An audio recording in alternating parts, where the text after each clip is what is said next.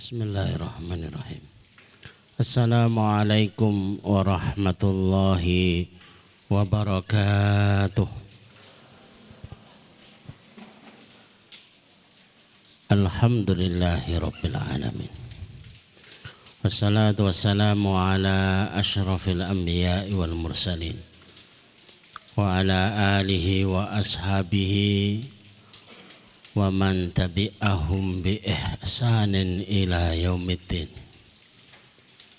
Asyhadu an la ilaha illallah wahdahu la syarikalah wa asyhadu anna Muhammadan abduhu wa nabiyuhu wa rasuluh la nabiyya wa la rasula ba'dah.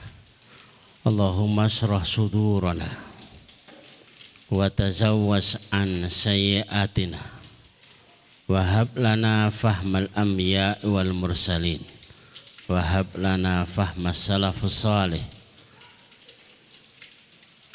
Allahumma anfa'na bima 'allamtana wa 'allimna ma yanfa'una wa zidna ilman wa na'udzu billahi min ahwali ahli nar. Allahumma la sahla illa ma ja'altahu sahla wa anta taj'alul hazna idza syi'ta sahla. Rabbana atina min ladunka rahmah wa hayyi' lana min amrina rasada. Rabbi shrah li sadri wa yassir li amri wahlul 'uqdatam min lisani yafqahu qawli. Rabbi zidni ilma. Amma ba'd, Bapak Ibu jamaah sekalian yang semoga dirahmati Allah, semoga diridhai oleh Allah Subhanahu wa taala. Alhamdulillah, dengan izin Allah kita dimampukan, dikuatkan, disehatkan, dan lebih dari itu kita berharap ditempatkan kepada amalan-amalan yang menurut persangkaan kuat akan mendapatkan ridho dari Allah Subhanahu wa taala. Sore hari ini kita akan belajar tentang 7 amal. Sebutannya itu adalah 7 amalan yang efektif. Karena bukan semata amal. Kalau semata amal mudah kita temukan. Dalam riwayat Abu Hurairah ada 7 amalan di mana di dalamnya itu pada frekuensi di dalam mewajibkan diri kita berada dalam golongan mereka yang wajib ditolong. Bukankah hari ini kita berada dalam kondisi ini? Apakah kesehatan kita, apakah keselamatan kita, apakah itu kebahagiaan kita, ataukah itu rezeki-rezeki kita sekalian? Dalam kondisi yang demikian maka kita butuh sebuah amal yang dengan amal itu efektif di dalam mengundang pertolongan Allah Azza wa Jalla. Maka ada 7 amal yang kita akan sebutkan di dalam sore hari ini.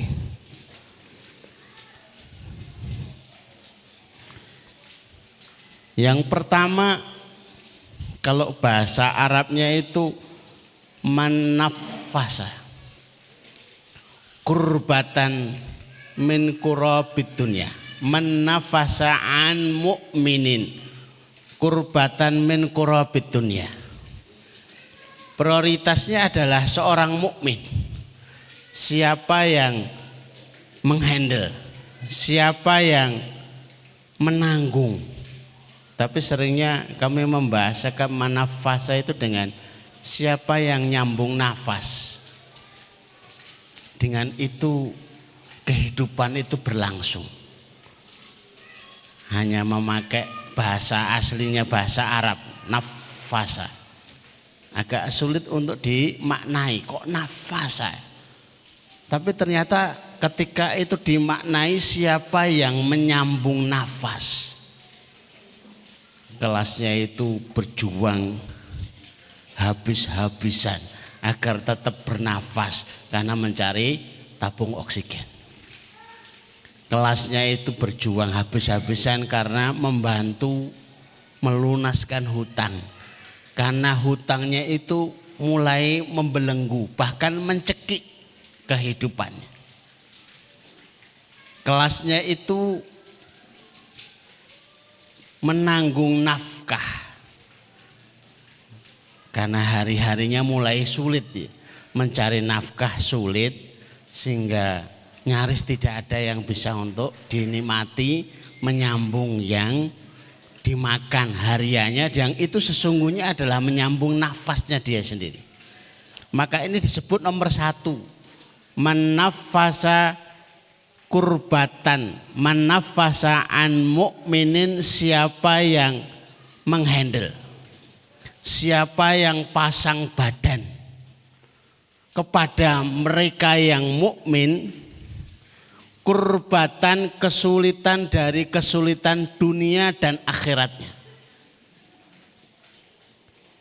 Enggak bisa sholat karena enggak ada kendaraan. Dia kemudian memberikan kendaraan. Enggak bisa sholat karena enggak ada yang nuntun. Dia tuntun sehingga sampai di masjid. Saya teringat tentang Abdullah bin Umi Maktum. Jadi pertama ke masjid tidak ada yang nuntun, kemudian tersandung batu. Ternyata besok ada yang nuntun, besok lagi ada yang nuntun. Terus dia berkata kepada yang nuntun, siapakah Anda yang menuntun saya? Saya akan mendoakan. Saya tidak butuh doa. Bersikukuh Abdullah bin Umi Maktum, kalau kamu tidak memberitahukan siapa kamu dan saya bisa mendoakan, tidak usah nuntun lagi. Karena ada ancaman yang menuntunnya akhirnya menyampaikan, aku iblis. Jadi Bapak Ibu hati-hati kalau ternyata ada kalanya yang menolong itu adalah manuver. Ini jangan-jangan enggak nyentuh tanah. Jangan-jangan itu malaikat. Parahnya lagi jangan-jangan itu adalah setan. Parahnya lagi mbae setan. Nulung dibacakan ayat kursi hilang. Ternyata iblis. Lah kenapa kamu harus menolong saya? Waktu kamu tersandung batu berangkat ke masjid, separuh dosamu itu diampuni Allah. Waktu kamu tersandung batu berangkat ke masjid, karena Abdullah bin Umi Maktum itu buta, separuh dosamu itu sudah diampuni Allah. Aku tidak ingin separuhnya lagi diampuni Allah lagi, maka tak tuntun. Iblis itu sampai sedemikian getol. Yang nyata-nyata mau diampuni itu dibantu biar tidak diampuni. Nah, ini kayaknya nulung tapi mentung gitu loh. Orang yang menolong saudaranya mukmin, menyambung nafasnya seakan. Maka nafasallahu, Allah yang akan menghandle urusannya. Allah yang akan menjamin jadi backingnya kurbatan, kesulitan dunia dan kesulitan akhiratnya. Jadi ternyata jenis amalan takwa itu dunyatan wa ukhratan, dunianya dapat, akhiratnya dapat. Bisa jadi itu membayar hutang. Nomor 1. Ya. Ada kalanya hutang itu betul-betul menyekik leher. Ada jamaah kami itu gegara hutang 80 juta. Bagi sebagian orang itu besar, tapi bagi sebagian orang itu enggak besar. Tapi gara-gara 80 juta itu berakhir dengan gantung diri. Sedihnya kita dengar itu. Ya Allah, kenapa enggak ditulungi? Kenapa enggak dibantu? Kita kan bisa patungan sehingga bisa membayarkan hutangnya. Atau bisa jadi menanggung nafkahnya. Gara-gara mencari nafkah, kemudian kesulitan yang ada, akhirnya tidak ada yang dimakan, akhirnya kelaparan, bahkan bisa menjadi meninggal dunia. Menyelesaikan urusannya. Ternyata urusannya itu serba sulit, mencarikan jodoh anaknya, atau urusannya hanya sekedar mengkhitankan putranya, tapi itu sebuah urusan. Mencarikan oksigen kembali lagi, mencarikan minuman, mencarikan obat, mencarikan apa saja yang menjadi kebutuhan. Yang keempat, menyelesaikan tanggungan. Gara-gara SPP yang enggak dibayarkan enggak boleh ikut ujian. Gara-gara harusnya yang ia bayarkan dia enggak bisa ikut wisuda. Masya Allah. Maka orang-orang yang terbiasa terlatih mengenali jenis amal ini. Oh, ini jenis amalan nafasa kurbatan. Itu jenis yang mewajibkan dirinya untuk ditolong Allah. Kalau seseorang itu terlatih mengenali untuk masuk pada wilayah wajib ditolong Allah, maka dia itu mendapatkan pertolongan itu wajib.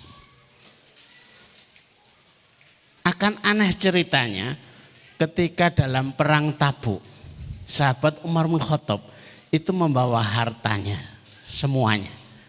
Tapi oleh Rasulullah, kamu separuh saja. Giliran Abu Bakar As-Siddiq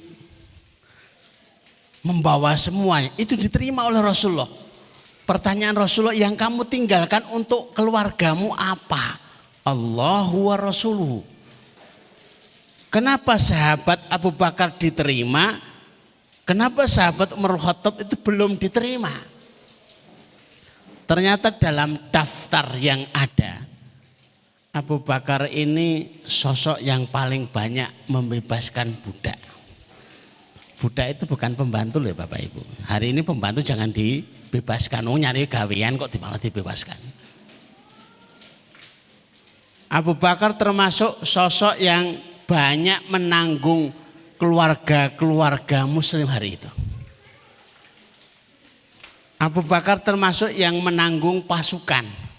Bahkan seketika beliau itu menjadi khalifah, pasukan diberangkatkan. Beliau yang memerankan sebagai bapaknya.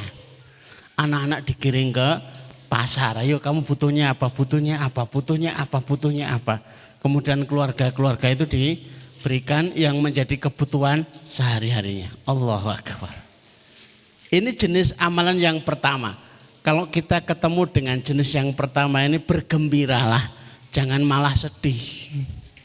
Jadi orang yang datang sambat, waduh, loh kok sambat, kami juga susah. Bukan, kita belajar bahagia mendapatkan suguhan dari Allah Azza wa Jalla, jenis amalan yang akan efektif menanggung kita, mewajibkan kita dalam wilayah pertolongan Allah Azza wa Jalla. Yang kedua, diturunkan lagi bukan nafasa, menanggung keseluruhan, menghandle semuanya, pasang badan untuk semuanya, diturunkan yassara, memudahkan.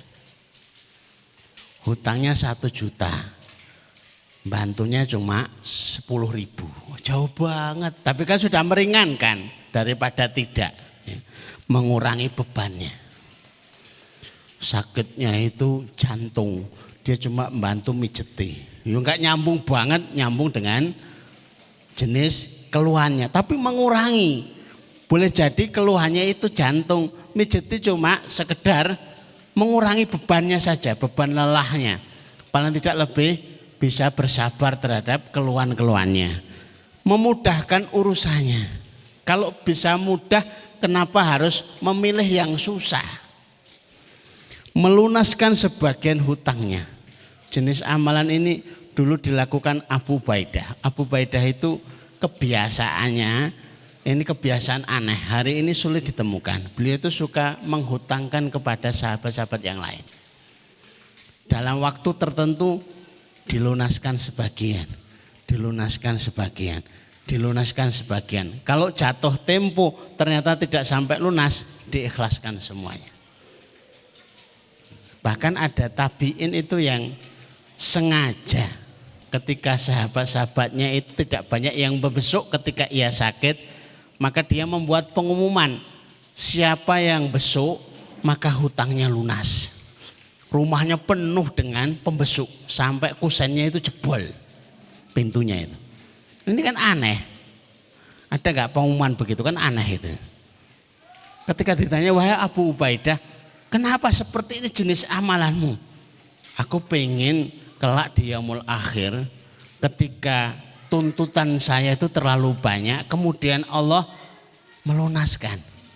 Sebagaimana saya melunaskan hutang sahabat-sahabat saya. Ketika harus dituntut dengan sesuatu yang besar, kami tidak berkemampuan, kemudian Allah memaafkan. Sebagaimana mereka itu saya maafkan. Ini jenis amalan langka. Ada satu saja, itu yang rubut banyak itu. Antri itu. Hutang-hutang itu aja. Jadi menjadi langganan hutang banyak itu ya. Kemudian memudahkan kesulitannya. Yang kelihatan benang ruwet itu diurai ternyata kok mudah. Begini loh, begini loh, begini loh. Ditunjukkan cara-cara, boleh jadi dengan hartanya, boleh jadi dengan caranya, boleh jadi dengan ilmunya. Dia kemudian mendapati kehidupan itu menjadi lebih mudah. Bapak Ibu yang dirahmati Allah, yang ketiga, yang satu frekuensi. Kayaknya biasa, tapi itu termasuk frekuensi. Menutup aibnya. Siapa yang menjamin aib-aib kita itu tidak akan terurai? Maka biasakan untuk berusaha menutup aib. Merahasiakannya kalau itu aibnya. Tahu kekurangannya jangan dibicarakan. Tidak menyebarkannya. Sangat mungkin hari ini dengan jemari itu bisa menyebarkan aib-aib yang lain. Tapi dia memilih tidak menyebarkan. Memilih tidak nge-share. Bahkan kalau bisa tidak mencari-cari. Dan menutup yang keempatnya dengan berhusnudzon. Saya enggak nyangka. Kayaknya Ustadz ternyata begini. Enggak, itu setahu antum saja. Bahkan ada yang sampai apa itu? Aibnya itu Rasulullah itu kan tidurnya miring kanan, itu kan waktu tidurnya. Nah setelah itu gayanya seperti apa kita kan nggak tahu, sudah lah. Kalau sudah awalnya begitu ya nantinya juga baik, insya Allah dimaafkan semuanya.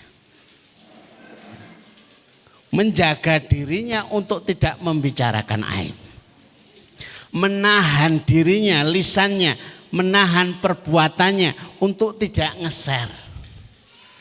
Bahkan untuk tidak meneruskan cerita itu ke sana kemari, kayaknya cerita itu asik gitu, apalagi ngerumpi. Itu kok asik gitu loh, dinikmati. Itu senilai dengan menolong saudaranya mukmin.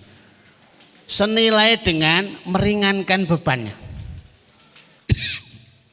Maka itu jenis yang ketiga.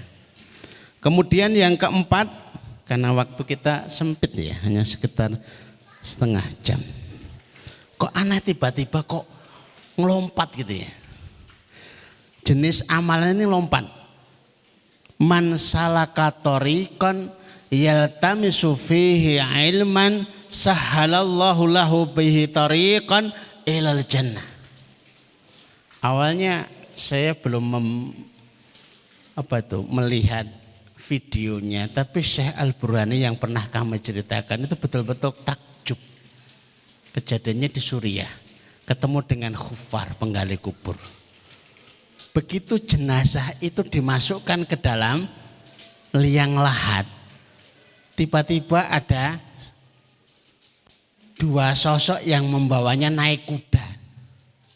Enggak jadi bisa dimakamkan, dibawa pergi.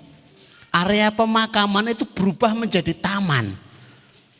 Betul-betul seperti raudhatun min riyadil jannah, taman dari taman surga. Sampai ketika ada seorang ibu yang menziarahinya ditanya, itu siapa? Itu kuburan anak saya. Lah yang sebelah sana yang ibu ikut-ikutan menziarahi, itu kuburannya siapa? Berjarak sebulanan setelahnya. Itu juga kuburan anak saya. Apa profesinya? Anak saya itu thalibul ilmi, tukang buru ilmu. Nah yang situ kakaknya itu tukang nyari kayu, tapi hasil dari nyari kayunya untuk membiayai adiknya. Seketika saat itu juga ia resign, berhenti untuk gali kubur. Kemudian masuk masjid, yang dia pelajari selanjutnya adalah al-jurumiyah. Bukankah itu seketika ilmu ini dengan kaitannya kehidupan jauh, nahwu, sorof. Lalu yang dikaji itu tafsir, fikih atau akidah kayaknya. Tapi ternyata semua tema yang berkaitan dengan ilmu itu akan kena kaidahnya. Salakatorikon yaltamisu fihi ilman, siapa yang berada dalam rute, siapa yang arahnya itu sudah benar ke arah thalabul ilmi. Apapun jenis ilmunya, apakah itu faraid, apakah itu fikih, apakah itu akidah, apakah itu tafsir. Yang sudah rutenya itu kalau seseorang yang pengennya menuju Temanggung kemudian bisnya jurusan Surabaya, ini rutenya enggak pas. Tapi kalau jurusannya pas, di tempat yang biasa thalabul ilmi, di tempat yang menurut persangkaan dia adalah tempat untuk memahami agama Allah, sahalallah, Allah akan mudahkan. Sekaligus ini hiburan bagi bapak ibu yang thalabul ilmi, yang harus ikut voucher, ikut jariah, ikut di rumahnya ada kotak-kotak yang terus diisi. Kadang-kadang mengkhawatirkan. Terus nanti nasibnya bagaimana? Ini ada sebagian yang dibocorkan Allah lewat cerita orang-orang soleh. Mereka ditampakkan thalibul ilmi itu nasibnya kayak begitu. Menanggung thalibul ilmi ya seperti itu pula. Huma fi ajri sawa. Pada zaman Rasulullah kana akhwani 'inda Rasulullah, ada dua saudara pada zaman Rasulullah, yang satu ikut Rasulullah, yang satu kerja. Yang kerja ini protes sama Rasulullah, ya Rasulullah, kalau adik saya itu thalibul ilmi itu jelas, nah, saya yang nyarikan nafkah untuknya, itu nasibnya bagaimana? Justru Rasulullah itu jawabnya, la'ala turzaku bihi, boleh jadi kamu itu dapat rezeki karena menanggung nafkah saudaramu itu. Ngertinya yang bekerja itu berjasa, ternyata yang berjasa adalah yang thalibul ilmi. Gara-gara menanggung nafkahnya kemudian ikut-ikutan keberkahan itu mengikuti apa yang dikerjakannya. Maka Bapak Ibu, bukan cerita, sekedar cerita ketika ditawarkan ini ada voucher, ini ada kotak, ini ada wakaf, ini ada ini. Sebenarnya itu bukan untuk memperbaiki yang kita bantu, tapi memperbaiki diri kita sendiri. La'ala turzakubi, boleh jadi rezeki kita itu jadi melintu itu ya gara-gara itu. Karena menanggung. Ada jamaah kita yang mencoba saya tak arahkan dengan menaikkan umroh karyawan saya. Ya kami tegur. Bukan begitu caranya. Membiayai thalibul ilmi. Itu justru nomor satu.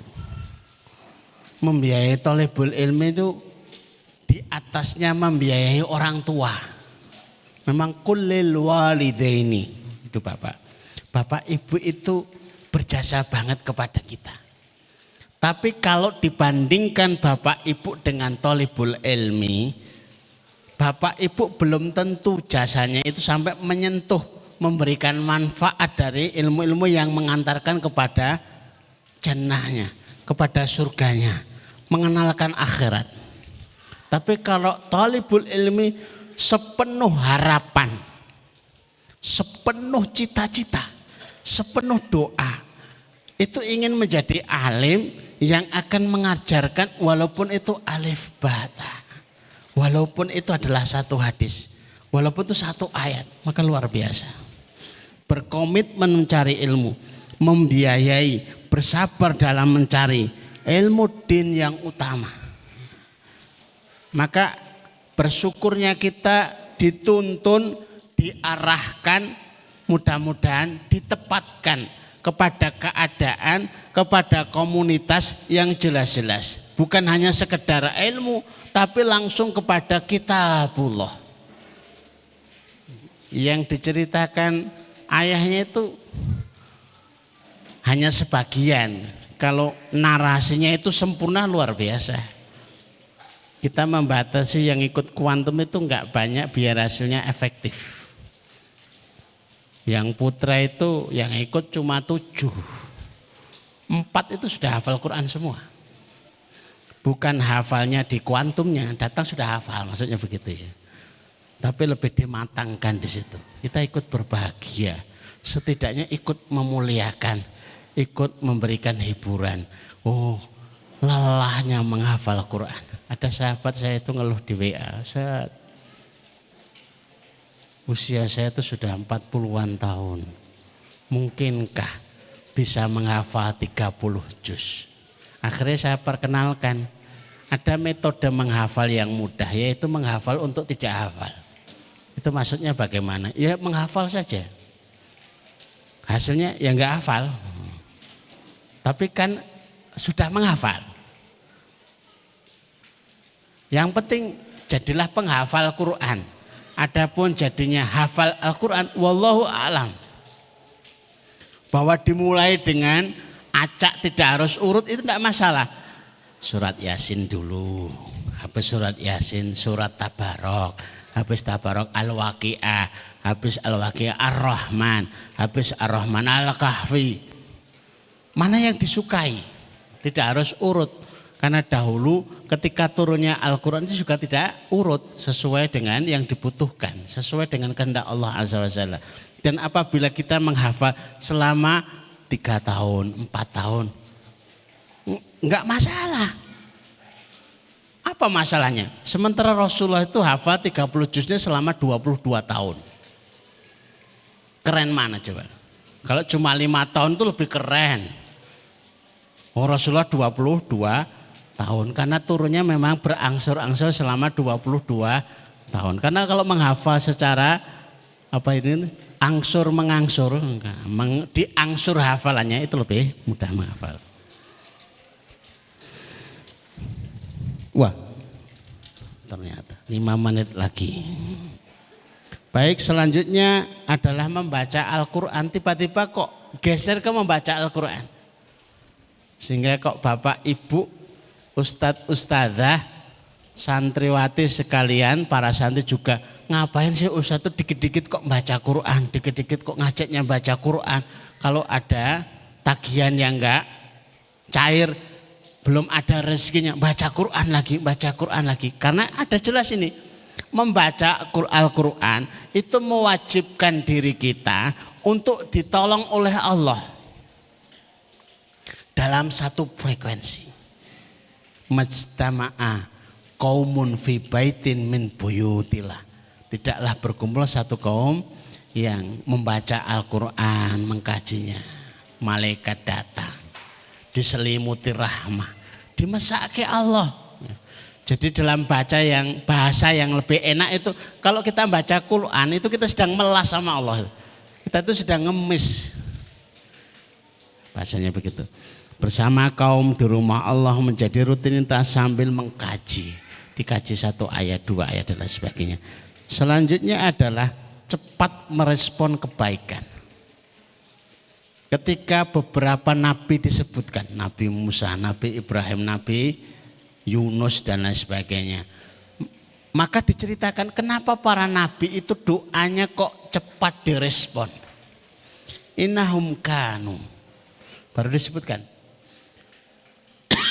Para nabi itu punya kebiasaan kanu yusari'una fil khairat, merespon cepat. Jadi kalau dengar adzan ya respon. Dengar ajakan responnya cepat. Jadi fast respon ya. Cepat meresponnya. Berkomitmen mencari ilmu, sikap menyambut kebaikan, senang terhadap kebaikan, bersama ahli kebaikan, itu sudah bawaannya itu senang, itu satu frekuensi. Kemudian selanjutnya itu ditutup dengan koridor, dengan apa ini, bingkai yang lebih luas. Wallahu fi aunil abdi madamal abdu aunan li akhih. Allah pasti menolong hamba.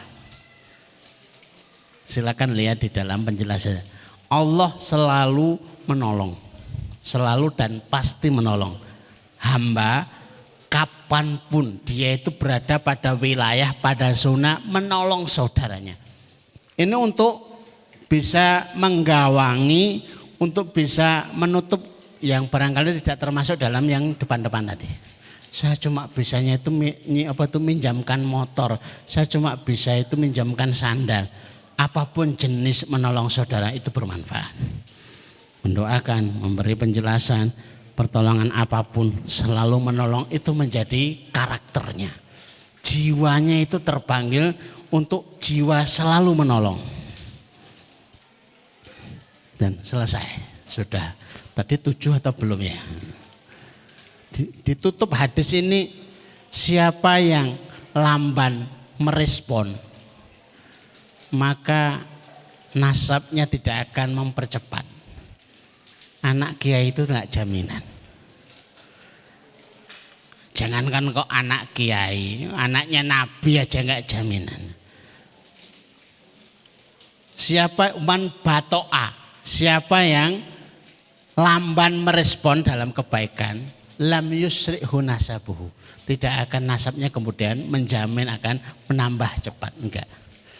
Jadi merespon itu luar biasa. Bapak Ibu yang dirahmati Allah, mudah-mudahan 7 amalan efektif kami ceritakan, kami sampaikan, kami jelaskan agar kita bisa memprioritaskan, bisa memilih, di antara sekian amal, ini jenis ini, ini jenis ini, jenis ini.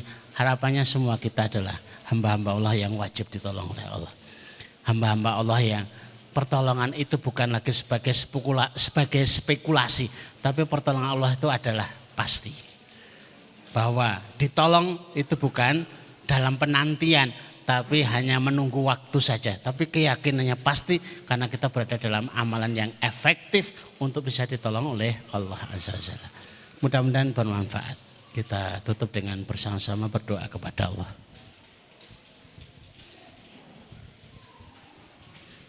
Bismillahirrahmanirrahim. Allahumma salli ala Muhammad wa ala ali Muhammad kama sallaita ala Ibrahim wa ala ali Ibrahim innaka Hamidum Majid. Allahumma barik ala Muhammad wa ala ali Muhammad kama barakta ala Ibrahim wa ala ali Ibrahim innaka Hamidum Majid. Walhamdulillahi rabbil alamin. Hamdan syakirin, hamdan na'imin, hamdan ni'amu yukafi mazidah ya Rabbana lakal hamdu kama yanbaghi li jalali wajhika wa adhimi sultanik. La ilaha illa anta subhanaka inni kuntu minadh dhalimin. La ilaha illa anta subhanaka inni kuntu minadh dhalimin. La ilaha illa anta subhanaka inni kuntu minadh dhalimin. Allahumma ya Rahman ya Rahim ya Hayyu ya Qayyum ya dzal jalali wal ikram. Allahumma ya Rahman ya Rahim ya Hayyu ya Qayyum ya dzal jalali wal ikram. Allahumma ya Rahman ya Rahim ya Hayyu ya Qayyum ya dzal jalali wal ikram. Allahumma barik lana fi ahlina wa barik lana fi amwalina wa barik lana fi makasibina wa barik lana ya Rahman ya Rahim. Ya Allah, berkahilah keluarga-keluarga kami. Ya Allah, berkahilah harta-harta kami. Ya Allah, berkahilah usaha-usaha kami. Ya Allah, berkahilah semua yang ada pada kami berahmatika ya arhamar rahimin. Allahumma inna nas'aluka min khairin ma sa'ala min nabiyyika Muhammad sallallahu alaihi wasallam wa na'udzubika min syarri ma sta'adha min nabiyyika Muhammad sallallahu alaihi wasallam. Antal musta'an, alaikal balagh wa la haula wa la quwata illa billah. Ya Allah, sesungguhnya kami mohon seluruh kebaikan yang diminta oleh Nabi kami sallallahu alaihi wasallam. Ya Allah, sesungguhnya kami meminta perlindungan, seluruh perlindungan yang pernah diminta oleh Nabi kami sallallahu alaihi wasallam. Engkaulah tempat kami meminta la haula wala quwata illa billah. Engkau lah yang menyampaikan urusan, la haula wala quwata illa billah. Allahumma kfina bihalalika an haramika wa aghnina bifadlika amman siwaka. Allahumma kfina bihalalika an haramika wa aghnina bifadlika amman siwaka. Allahumma kfina bihalalika an haramika wa aghnina bifadlika amman siwaka. Ya Allah, cukupkan kami dengan rezeki-Mu yang halal sehingga kami tidak butuh dengan yang haram. Ya Allah, kayakan kami dengan anugerah-Mu sehingga kami tidak butuh kepada selain-Mu birahmatika ya arhamar rahimin. Allahumma inna nas'aluka amalan baran wa rizqan daran wa aishan wa qaran. Ya Allah, anugerahkan kepada kami amalan yang baik-baik, rezeki yang mengalir, kehidupan yang tentram birahmatika ya arhamar rahimin. Allahumma dzib hammana, Allahumma dzib hammana, Allahumma dzib hammana. Ya Allah, angkatlah kesulitan-kesulitan kami. Ya Allah, angkatlah kegalauan kami. Ya Allah, urailah problematika kami birahmatika ya arhamar rahimin. Rabbana atina fid dunya hasanah wa fil akhirati hasanah wa qina adzabannar wa qina adzabannar wa qina adzabannar. Wa sallallahu ala Muhammadin wa ala alihi wa sahbihi wa sallim. Subhana rabbika rabbil izzati amma yasifun wa salamun alal mursalin walhamdulillahi rabbil alamin. Amin. Qul qali hada nastaghfirullah li wa lakum. Subhanakallahumma rabbana wa bihamdika asyhadu an la ilaha illa anta astaghfiruka wa atubu ilaik. Assalamualaikum warahmatullahi wabarakatuh.